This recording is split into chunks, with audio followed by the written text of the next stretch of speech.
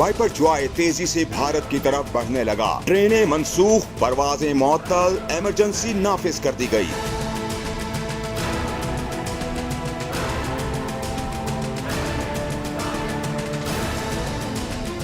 समुद्री तूफान wiper Joy की आमद से कबल तेज हवाओं और शदीद बारिशों ने मुंबई और गुजरात के साहिली इलाकों को अपनी लपेट में ले लिया। तूफानी मौसम के बायस मुख्तलिफ हादसात में कई अफराद हलाक और जख्मी हो गए।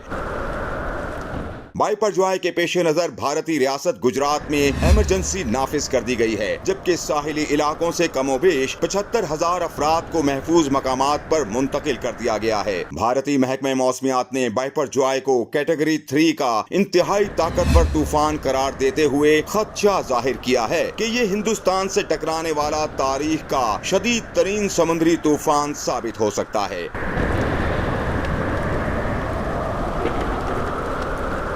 मुतल्लिका हुक्काम का कहना है कि वाइपर जॉय सपहर 4 बजे से रात 8 बजे के दरमियान गुजरात के साहिली इलाकों से टकराएगा, जिसके बायस वहां अभी से तकरीबन 120 किलोमीटर फी घंटा की रफ्तार से हवाएं चलना शुरू हो गई हैं। भारतीय मीडिया के मुताबिक तूफान के पेश नजर माहीगीरों के समंदर में जाने पर पाबंदी और पोर्ट्स बंद हैं, जबकि हिफाजती इक़दामात के तौर पर दर्जनों ट्रेनें मनसूख और मुतादिद परवाजें भी मुअत्तल या रीशेड्यूल कर दी गई हैं।